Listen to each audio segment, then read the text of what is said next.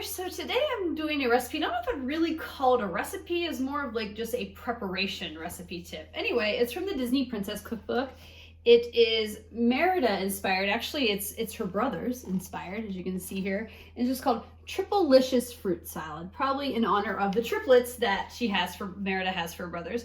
And honestly, this recipe, I'm not really giving anything away here, is it basically tells you to take a cantaloupe, a melon, and a watermelon, a honeydew melon, a cantaloupe, and a watermelon, and use a melon baller, one of these things, to scoop them out so that you get these nice little balls, and then you just basically toss them together, and if you want, you can garnish it with some mint and a couple other things. So I have a watermelon here. I'm gonna be completely honest, I really don't like cantaloupe and honeydew. I love the smell of cantaloupe. My dad, I know, is a big fan of it. I can remember as a kid, he'd like to eat it like with pepper. Like he would douse it with pepper. I know some people like it with salt. I have tried it through the years, hoping that I will like it because I do believe in trying new things and expanding your taste buds. And I just can't get on board with it.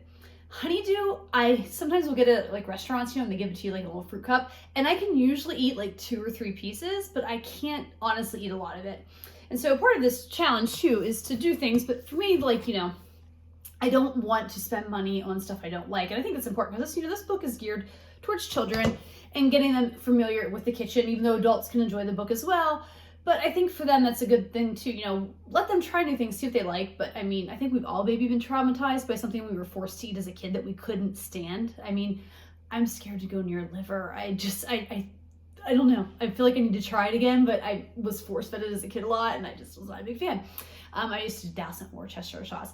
Anyway, so I think that's something, you don't want to waste food though either. I think that's an important thing with a cookbook like this too. When you're cooking with kids, expand them to try or to expand their palates and try new things. But maybe don't force them to eat things, and maybe also encourage them, don't buy things you don't like, because, food waste, especially here in America, I know is a really big problem. So don't do that. So anyway, I've got my little melon here, and I went and bought a little melon baller. I actually didn't have one of these. So I'm going to go ahead, and all you do is you basically, let's see if I can do this from this angle, take it in, scoop it around, and then there you go. I've got a little bowl over here that I'm putting it in. You can see, got this nice, beautiful pink little ball. Ooh. So I think this is definitely a fun way to increase a fruit salad, if you're looking for something a little bit different.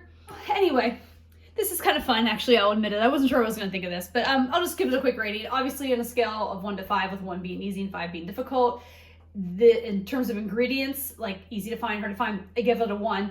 It is summertime when I'm doing this, so watermelon and all that kind of stuff is very abundant. In the winter, I know it can be a little bit harder to find.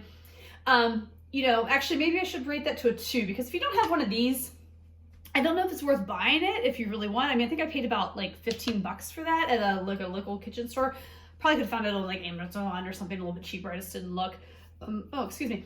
And in terms of like difficulty, again, on a scale of 1 to 5, 1 being easy and 5 being difficult, I give it a 1. It's super easy. As you see, I'm just doing this here. You can go through it and you can do that and just scoop it in there. In terms of 1 to 5, will I make this again? In terms like 1 being definitely not and a 5 being definitely yes, I'm probably gonna give it like a 2 to a 3. I mean, I did go and buy this, so I don't want to waste money on this, so I probably will. But as you can see, I'm sitting here doing this and I'm thinking, man, all this little bowl of fruit, see my little balls there? My little balls of fruit, like I could have just cut this a lot faster. So I will probably hang on to the little gadget, and I think I could see myself doing it, maybe having people over and I'm trying to put together maybe like a nice charcuterie type display, and maybe you want to have some fruit or something in there. I could see myself maybe buying some watermelon or something else. It says melon. I'm curious how this would work on like pineapple and stuff. I wonder if it'd be too soft. I don't know, I'm gonna try it. But either way, I can see myself doing it just to add it to the board. I don't think it's something I'm gonna do all the time. I'm probably just gonna buy my watermelon normally, cut it up and eat it. But I think it's a fun way to display food. And I think with the cookbook here, it's kind of sometimes nice, again, because this is geared towards kids, to maybe tell them there are some fun ways that they can display their food, especially if you're maybe having like a party or friends or something, like a birthday party, or having friends over for like a sleepover or something like that. I can see that being used. But anyway, that's that recipe. Thanks.